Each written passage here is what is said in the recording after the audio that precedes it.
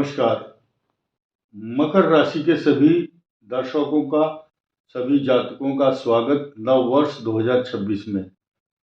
आप senior citizen हैं या स्टूडेंट हैं, माताएं और बहनें, महिला हैं चाहे पुरुष हैं, ये वीडियो सबके लिए है। और इसमें आप ध्यान देंगे जिनकी कुंडली के अंदर उत्तराषाढ़ा, श्रवण और धनिष्ठा नक्षत्र होगा, ये उनके लिए एप्लीकेबल होगा। 5 ग्रहों का योग बहुत इंपॉर्टेंट मकर राशि में बनने वाला है, तो और लग्न में होगा। मकर राशि पर ही ये खेल शुरू होगा 5 ग्रहों का। आज का विषय और सब्जेक्ट ठीक से समझिए कि आपका कोई भी लग्न हो, मेष से लेकर मीन लग्न तक, लेकिन मकर राशि होनी चाहिए। उत्तराषाढ़ा, श्रवण, धनिष्ठा नक्षत्र है तो लग्न कोई भी हो और मकर राशि होनी चाहिए। किसी भी लग्न का कोई भी व्यक्ति हो, बहुत क्लियर सी बात बता रहा हूं। फिर बाद में कमेंट नहीं करना, चंद्र से देखें या राशि से देखें, बहुत क्लियर है। कोई भी लग्न हो 1 से लेकर 12 तक। अब देखिए 5 सूचनाएं बड़ी इंपॉर्टेंट है। नंबर 1, बृहस्पति वक्री होंगे। जैसे ही साल का दूसरा तीसरा दिन बीतेगा, बृहस्पति वक्री होंगे। इस वक्री होने का लाभ मकर राशि को पूरा पूरा मिलने वाला है और बहुत विशेष मिलेगा, इसमें कोई संदेह नहीं है। मकर राशि का बृहस्पति वक्री होकर के स्पेशल ट्रीटमेंट देगा। दूसरा बदलाव है, शुक्र जो है आपके 10वें भाव और 5वें भाव का स्वामी है। 12 जनवरी को बदलाव है, दूसरा बदलाव 2। और तीसरा बदलाव है सूर्य का। सूर्य इतना मजबूत होता है यहाँ पर क्योंकि अपने मूल त्रिकोण राशि से 6ठे भाव में आता है। भावात भावों के सिद्धांत को देखें तो सारी दुनिया जानती है, जब मकर राशि में सूर्य आते हैं तो मकर संक्रांति के साथ साथ जितने भी शुभ कार्य हैं, पुण्य कार्य हैं, उनका जो शुरुआत है वो 14 जनवरी से होती है, क्योंकि सूर्य का उत्तरायण में प्रवेश करना ही ये इनकी शक्ति को दर्शाता है। और साथ ही साथ 10वें भाव का स्वामी, भाग्य स्थान का स्वामी, अष्टम का स्वामी, सप्तम का स्वामी। अब ये कई सारे ऐसे ग्रह हैं, देखिए 1, 2, 3, 4, 5, 6, 7 और 8, यानी कि यहां से चलिए आप इस भाव से, चतुर्थ भाव से चलेंगे और चलते चलते चलते चलते यहां तक आप आकर के रुक गए। यानी कि आधी कुंडली से अधिक के जितने भाव हैं, 7 भाव तो ये हो गए और 8वां ये है। 8 भावों के स्वामी लगन में बैठे हैं, यानी कि मकर राशि के साथ हैं। तो ये बड़ा विचित्र संयोग है और ये विचित्र संयोग बार बार नहीं बनता और ना बनेगा दोबारा। ये ऐसा अधिक ग्रहों का एक जो खेल था बना होगा, लेकिन 25 जनवरी से लेकर के 62 में और 4 फरवरी के बीच में बना था।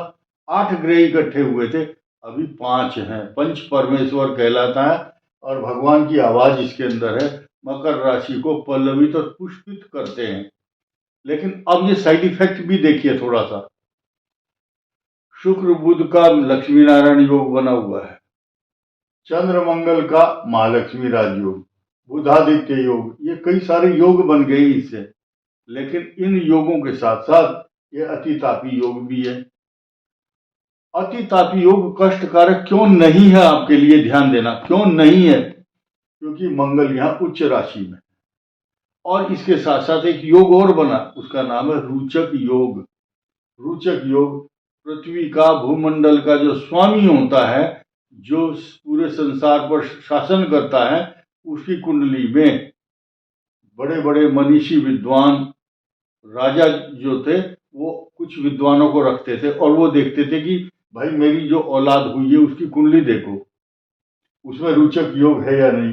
यानी कि राजा सिर्फ ऐश करने के लिए नहीं होते थे, वो पौरुष और पराक्रम और साहस और ताकत उसके चेहरे से 440 वोल्ट का फोकस दिखाई देना चाहिए, राजा के लगना चाहिए वो, मतलब चेहरे में उतने रौब शक्ति ये लाता है।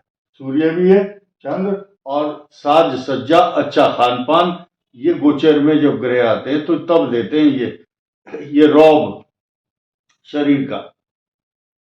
कांति युक्त शरीर और आभा मंडल चमक जाता है कुछ दिन के लिए ही सही, लेकिन मकर राशि के लिए पॉजिटिविटी दिखा रहे हैं सब ग्रह।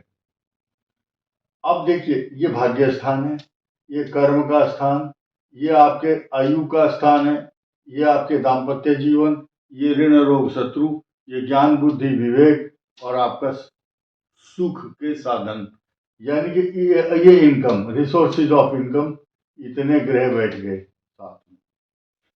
तो इतना साथ मिलना। और यहाँ एक चीज और देखिए, ये मित्र राशि में है, ये मित्र भाव में है, ये अपने पुत्र के घर में, ये उच्च राशि में है, और ये जो चंद्रमा है ये यहाँ पर बैठ करके चंद्र मंगल का महालक्ष्मी राजयोग बनाता है। और देखिए, इन सब के सब पांचों ग्रहों की यहाँ पर दृष्टि है सप्तम भाव पर, और इनकी दृष्टियां अलग अलग है। मंगल स्वग्रही दृष्टि से यहाँ देखेंगे, सप्तम सूर्य चंद्र बुध शुक्र, इनकी सप्तम दृष्टि यहाँ होगी। जिस बात से मैं डर रहा हूं या जो बताने में मुझे संकोच है वो मैं क्लियर कर देता हूं, नहीं तो आप बोलेंगे ये बात आपने छुपाई। इस मंगल की यहाँ एक्सट्रीम हॉट राशि है, ये केतु भी है। तो जितने दिन मकर राशि में मंगल रहेंगे तो केतु यहाँ से हटने वाले नहीं है, इनका परमानेंट 6 दिसंबर तक यहाँ पर निवास है, ये रहेंगे। तो मंगल यहाँ सर्जरी कराता है, पेट का रोग देता है, चोट देता है, कोई सर्जरी, नाभि से नीचे प्रोस्टेट प्रॉब्लम, स्टोमाटाइटिस, स्पॉन्डोलाइटिस के साथ साथ आपको गैस्ट्रोएंटराइटिस, कुछ ऐसे रोग देगा। और कई रोगों का बाद में टेस्टिंग रिपोर्ट ये आएगी इन्फेक्शन है, संक्रमण, क्योंकि केतु यहाँ वायरस पैदा करता है किसी भी तरह का, एमीबायोसिस हो चाहे आईबीएस हो, मंगल के कारण एंटीबायोटिक दवाई खानी पड़ती है। ये बड़ा क्लियर सा मैंने आपको संदेश दिया है। लेकिन कुछ भी, कितना ही लोग या ग्रह आपका बुरा चाहे, शनि आपको 80% राहत जरूर देंगे, क्योंकि आपके पराक्रम भाव में है। और ये राहु धन दौलत और कुटुंब में मान सम्मान, आपकी बुद्धि की चतुराई, यही आपको पार उतारेगी, यही आपको धन देगी, यही आपको लड़ाई से बचाएगी, यही पैसे का जुगाड़ करने में ये राहु यहाँ पर बहुत शक्तिशाली है। इसकी वकालत मैं इसलिए कर रहा हूं क्योंकि इस भाव पर बृहस्पति की पूर्ण दृष्टि है, और इस शनि की दृष्टि आपके हानि के स्थान पर है। हानि से बचाने के लिए आपको बृहस्पति देवता है। इस शनि की दृष्टि तीसरी आपके संतान भाव पर है। संतान के मार्ग में आने वाली कुछ व्यवधान, विद्या संबंधी बाधा, या तो आप स्टूडेंट है तो एजुकेशन में प्रॉब्लम, अगर आपका बच्चा पढ़ रहा है तो एडमिशन या उसकी परसेंटाइल की प्रॉब्लम रहेगी शनि के कारण। दूसरी दृष्टि है 1, और दूसरी दृष्टि ये 10वीं, और तीसरी दृष्टि है भाग्य स्थान पर। ये भाग्य स्थान का स्वामी लगन में है। अब आपको डरने की जरूरत नहीं है। आपको उपाय क्या करना है, गाय को चारा देना है हर बुधवार को। और ये अष्टम भाव का स्वामी सूर्य है। अगर सर्दियों में बहुत से इलाके ऐसे हैं कुछ लोग स्नान नहीं कर पाते, जैसे कि लेह लद्दाख है या विदेशों में बर्फ पड़ती है, तो अगर आप पंच स्नान करते हैं, पंच स्नान का मतलब यह है 5 बार स्नान नहीं करना, 2 हाथ 2 पैर और एक मुखारविंद, मुखमंडल को धोइए, इसको पंच स्नान बोलते हैं। बहुत से लोग डर जाते हैं कि कहीं ऐसा तो नहीं कि गुरुजी बोल रहे हैं कि 5 बार स्नान करो। कोई बात नहीं, जो रोगी है, वृद्ध है या अभावग्रस्त है, समय के अनुसार, देश काल और रीति के अनुसार जल लो, अपने ऊपर छिड़क लो। गंगे चैव यमुने चैव गोदावरी सरस्वती नर्मदे सिंधु कावेरी जलेस्मिन सन्निधिं कुरु। इन तीर्थ स्थानों का नाम लेकर के जल छिड़क लो और सूर्य नारायण को जल दो।